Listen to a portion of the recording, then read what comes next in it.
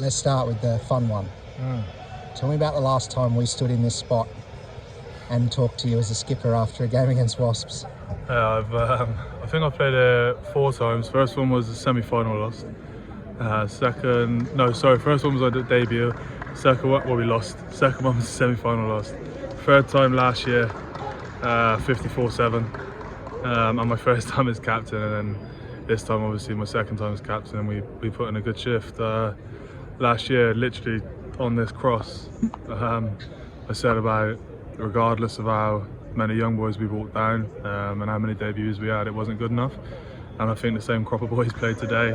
2 of them earned their 20-game ties, and it's a lot different result. And that's testament to how much hard work they've put in.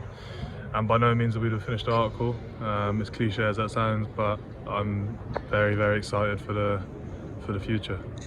It was a case of, I think, 6 tries in 16 minutes in that first half after a pretty disappointing opening from both teams, dropping the ball a bit. What did you put that first half down to?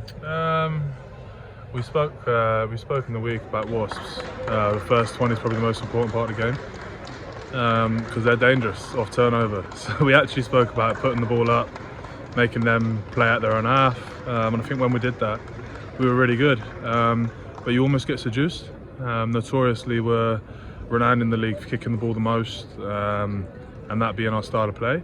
And I think they kicked the ball more than us in that first half, so it says a lot about how it went. But I do believe that the performance we put in today, we wouldn't have been able to do that 5 months, 6 months ago.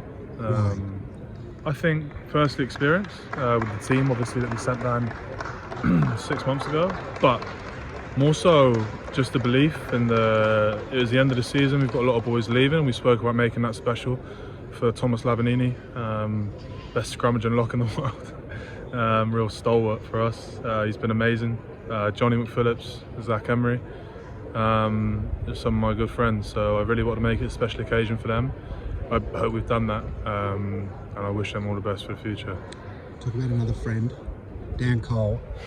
I think his remark to the referee was, "You can't deny me this, please." Yeah. I've never heard him be that nice to a referee. No, yeah, me too. I can't believe I can't believe the ref gave him the try. I actually would have rather seen Dan get marched back for that chat. No, Coley's been amazing for us. He was picking from the base. That's what I mean. Yeah, he got a bit of confidence. I could see a new string to his bow. Coley, I think his last try was 142 games ago. 22. I'll give him that. Don't 146 games ago. But no, he's been amazing for us all season, and I believe that he's sort of, I don't want to say a cornerstone of the pack because he's a relatively humble bloke, so he wouldn't want to hear that. But he's a big part of what we do that's good. He does all the hard stuff first, and I just feel that you look at the way he's brought players through, like Joe Hayes, and the impact he made when he came on. We wouldn't have had that 2 years ago. It's a big part of what we're about now. And again, a big cliche, but we're just building for the future. It might seem a weird question, but I want to ask you about James Whitcomb. I asked him about you a few weeks ago when he came on for you. So tell me about James Whitcomb. Yeah, well, I was relatively quiet on the sideline. I had a bit too much caffeine and I had a bit of a chunder. And then I looked up and Jimmy's marshalling their scrum back 10 metres, and I think my brain almost exploded. I screamed so loud. I'm just so happy for him. So happy. I've been in his shoes. 20, 21 years old. Can't do anything right in the scrum. It's just the way it is.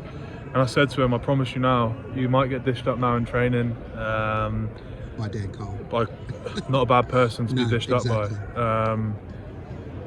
And mate, I promise you, you'll learn the lessons and you'll come through the other side. It happened to me. You just got to be patient. And he's been so patient all season. And I know I keep smirking, but I'm just so happy for him because it clicks. It's just the way it is. Any other front rows listening will know. One day it just clicks, and you know what you're doing right and you know what you're doing wrong. And he's working out for himself now. I feel like I've had 2 kids. Jimmy being my first. But I'm so proud of the kid. And he's going to be amazing. He's really special, and he's a key part of what we do here. That's good. He leads the off-field stuff, and for a young guy, it's huge, you know. He's a big character, and he's doing big things on the pitch for us. So finally, without keeping you too long. How do you keep it going? Because you've got to have a break now, and it can't fizzle and twizzle off. You've got to keep it going somehow, but you've probably all earned a little bit of a break. Yeah, don't get me wrong. I think you do earn your time off. And obviously having won, it'd be easy to say, all right boys, you deserve this, you deserve that. But the reality of it is, we finished 6th. And it's not where we want to be. I think we finished 11th last year and potentially the year before as well. So yeah, we have come on leaps and bounds. And it's been a tough year for everyone. COVID being the obvious, the key point there. But I think for us to kick on now, we got a lot of those young boys away in the England squad. Obviously George Ford's not going and Ben Youngs has chose to pull out of the Lions tour, so, and Coley not going as well. So we've got a lot of experience at the club still for the pre-season, which we usually don't have. Everyone's usually away. But having said that, all the young boys now that are going to the England camp, Cameron to Scotland, our RGs are going away, Julian being the captain.